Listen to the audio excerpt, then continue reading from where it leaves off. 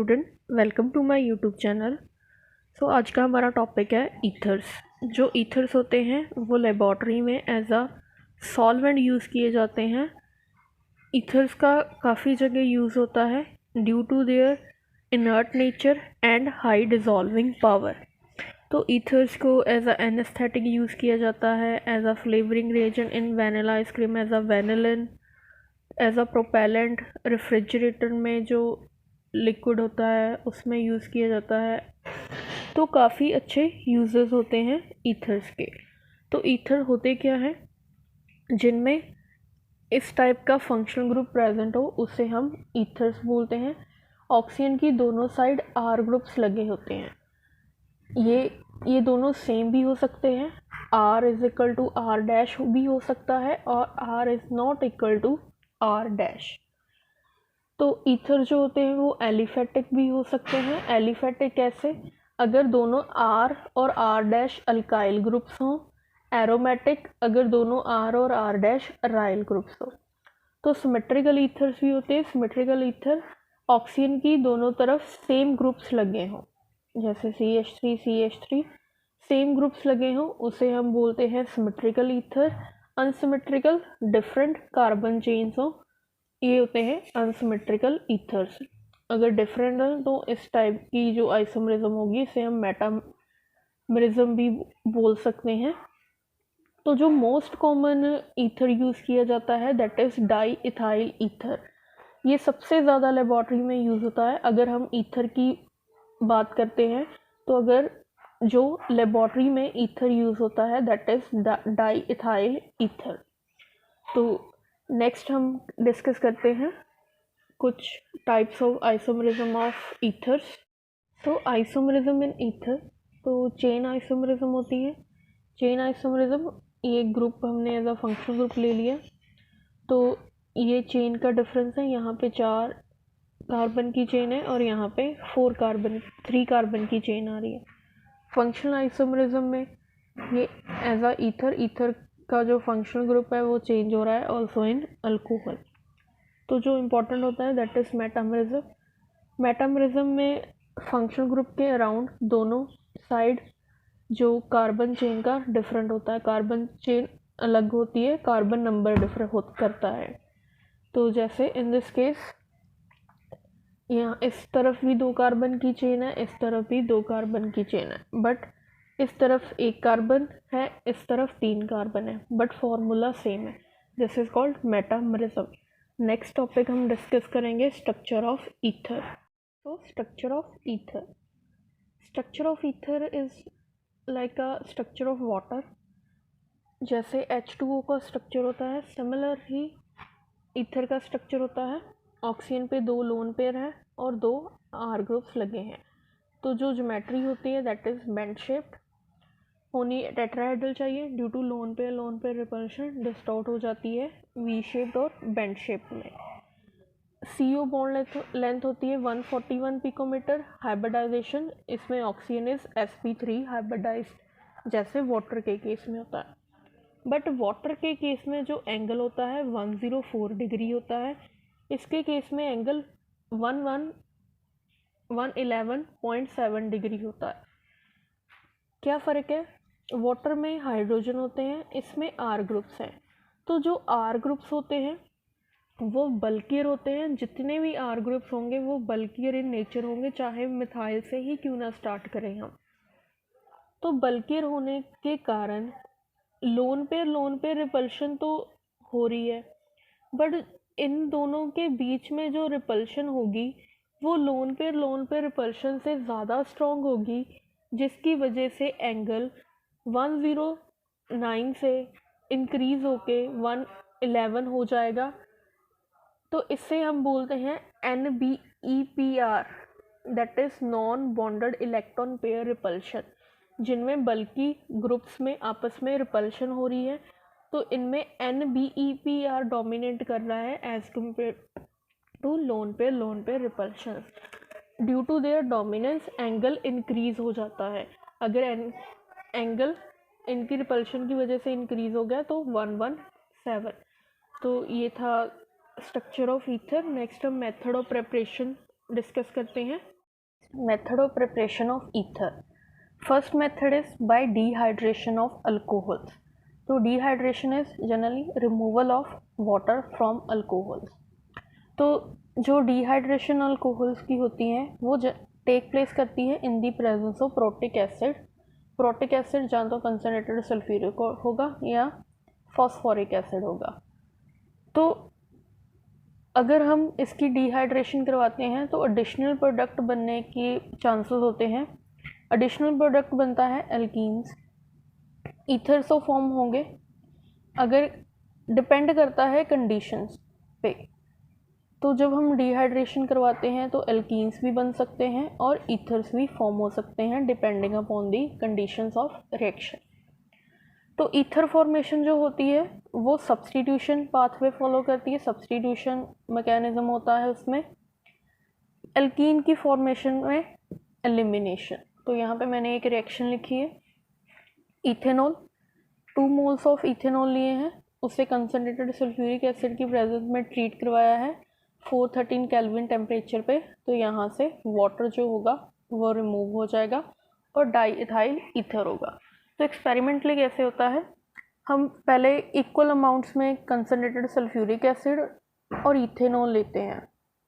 Ethanol को हमने equal amounts में लेंगे तो जो फर्स्टली फॉर्म होगा that is hydrogen sulphate, ethyl hydrogen sulphate, that is C2H5HSO4। यहाँ से इसका OH और ये हाइड्रोजन वाटर रिमूव हो गया। अब हम इसमें एक्सेस ऑफ इथेनॉल डालते हैं फ्लास्क में। जब हम एक्सेस ऑफ इथेनॉल डालते हैं तो जो फॉर्म होता है that is di ethyl ether plus sulphuric acid. तो ऐसे रिएक्शन होती है। रिएक्शन का मैकेनिज्म डिस्कस करते हैं, फिर इसकी लिमिटेशंस डिस्कस करेंगे। मैकेनिज्म में जो एसिड होता है वो प्रोटॉन डोनेट करता है पहले। तो H2SO4 से हमने H पॉजिटिव प्रोटॉन लिया जिसने रिएक्शन करवानी है, एसिडिक मीडियम में रिएक्शन करवा रहे हैं। तो फर्स्ट 1 मोल ऑफ अल्कोहल, इसके लोन पे प्रोटॉन अब्स्ट्रैक्ट करेंगे तो ऑक्सीजन पे आ गया पॉजिटिव चार्ज। सेकेंड मैकेनिज्म में जो सेकेंड स्टेप में जो सेकेंड मोल होगा फिनोल का वो अटैक करेगा पॉजिटिव चार्ज ऑफ ऑक्सीजन। तो जब इस पे अटैक करेगा तो यहाँ से हाइड्रोजन लेगा तो यहाँ से OH रिमूव हो गया तो माइनस वाटर। तो स्टिल ये जो वाला H है ये प्रेजेंट है तो ऑक्सीजन पे पॉजिटिव चार्ज प्रेजेंट है। तो नेक्स्ट स्टेप में होती है डीप्रोटोनेशन। डीप्रोटोनेशन में क्या होता है, जो सल्फ्यूरिक एसिड होता है वो यहाँ से प्रोटोन को अब्स्ट्रैक्ट कर लेता है। ये HSO4 नेगेटिव यहाँ से प्रोटोन को अब्स्ट्रैक्ट कर लेगा। ये प्रोटोन अपने इलेक्ट्रॉन ऑक्सीजन को देगा और ईथर फॉर्म हो जाएगा। अभी जो ये रिएक्शन है, इस रिएक्शन की कुछ लिमिटेशंस होती हैं। जो डिहाइड्रेशन है तो वो लिमिटेशन डिस्कस करते हैं। Limitation of dehydration of alcohols. तो जब हम रिएक्शन को 413 केल्विन पे ट्रीट करवाते हैं तो ether as a major product बनता है, ईथर फॉर्म होता है। जब टेम्परेचर थोड़ा सा इंक्रीज़ हो जाएगा 433 केल्विन पे आ जाएगा तो वहाँ पे एलिमिनेशन रिएक्शन होगी और alkene as a major product form होंगे। तो जो प्राइमरी अल्कोहल्स हैं, प्राइमरी अल्कोहल्स तो जनरली फॉर्म करते हैं ईथर्स, बट जो सेकेंडरी और टर्शियरी अल्कोहल होंगे वो alkene as a major product देंगे क्योंकि उनमें एलिमिनेशन डोमिनेट करती है सब्स्टिट्यूशन के ऊपर। तो यहाँ पे CH3, ये मैंने सेकेंडरी अल्कोहल लिया है OH।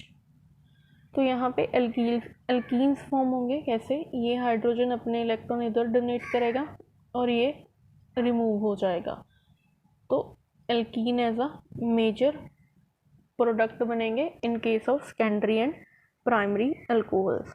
अगर हम डिफरेंट टाइप्स के यूज़ करते हैं जैसे R1OH और अल्काइल ग्रुप्स डिफरेंट टाइप्स के हों तो डिफरेंट टाइप्स के प्रोडक्ट बनने के चांसेस होते हैं।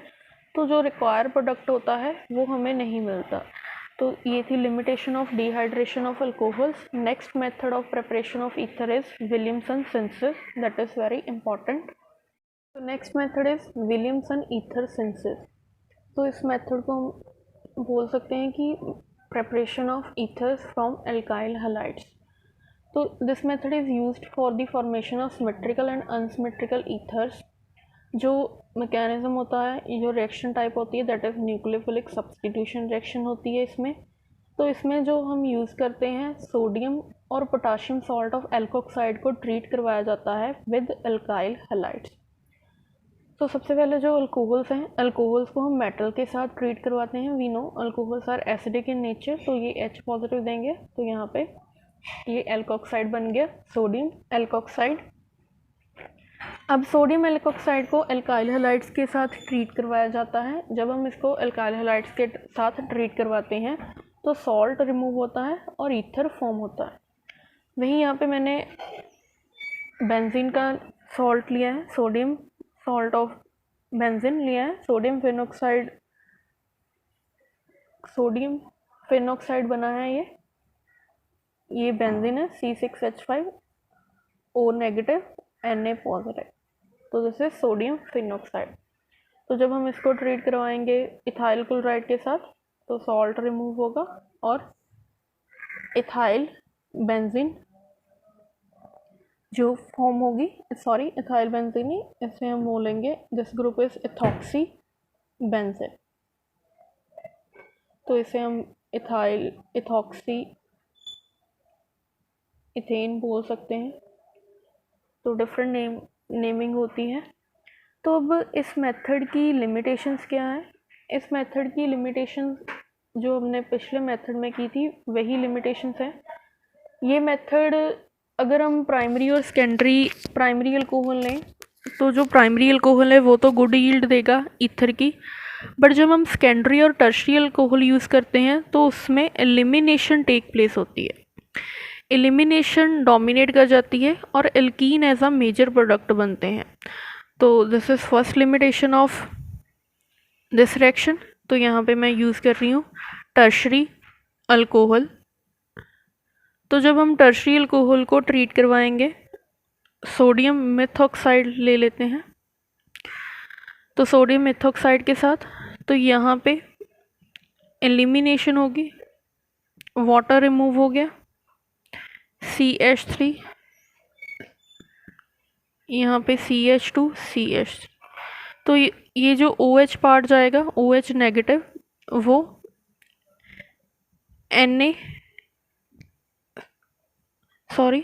जो यहाँ पे पॉजिटिव पार्ट है वो पॉजिटिव पार्ट इसके साथ मिलके बनाएगा मिथेनॉल, और जो Na पॉजिटिव है यहाँ पे, सॉरी अल्काइल हैलाइड यूज़ करना था, अल्कोहल नहीं, क्योंकि हम रिएक्शन ही अल्काइल हैलाइड से कर रहे हैं तो अल्कोहल से नहीं। CH3 टर्शियरी अल्काइल हैलाइड लिया है, तो इसको हम ट्रीट करवाएंगे सोडियम मेथॉक्साइड के साथ। तो ये H पॉजिटिव गया, ये Br नेगेटिव, तो यहाँ से फॉर्म हो गया NaBr। तो ये alkene as a major product plus methanol. तो this is limitation of Williamson synthesis. एक और लिमिटेशन होती है कि जो हम सिंथेसिस करते हैं अल्काइल अराइल ईथर की, जैसे अल्काइल अराइल ईथर होते हैं जिनमें अल्काइल ग्रुप और अराइल ग्रुप दोनों ही प्रेजेंट हो। ये this is aryl, this is alkyl group. तो इसकी लिमिटेशन होती है कि जो अराइल हैलाइड्स होते हैं वो न्यूक्लियोफिलिक सब्सटीट्यूशन रिएक्शन बहुत कम शो करते हैं, जिसकी वजह से हमें रिएक्शन करवाने में डिफ़िकल्टी आती है। तो this is the also one type of limitation कि जो ये अराइल हैलाइड्स होंगे, हमने हेलो एल्केन्स और हेलोरीन वाले चैप्टर में पढ़ा है, जो अराइल हैलाइड्स होते हैं वो न्यूक्लियोफिलिक सब्सटीट्यूशन रिएक्शन को कम शो करते हैं, डिफ़िकल्टी आती है इनकी रिएक्शन करवाने में। तो इसलिए जो प्रोडक्ट है वो थोड़ा कम बनता है इन case of aryl alkyl halides के केस में, जब हमने अराइल अल्काइल ईथर्स प्रिपेयर करने होते हैं। तो these are the method of preparation of ethers. Next हम प्रॉपर्टीज़ डिस्कस करेंगे नेक्स्ट लेक्चर में। तो प्रॉपर्टीज़, फिजिकल और केमिकल प्रॉपर्टीज़ डिस्कस करनी है, जिसके साथ हमारा चैप्टर फिनिश हो जाएगा। आई होप आपको लेक्चर समझ आया होगा। Thank you for watching.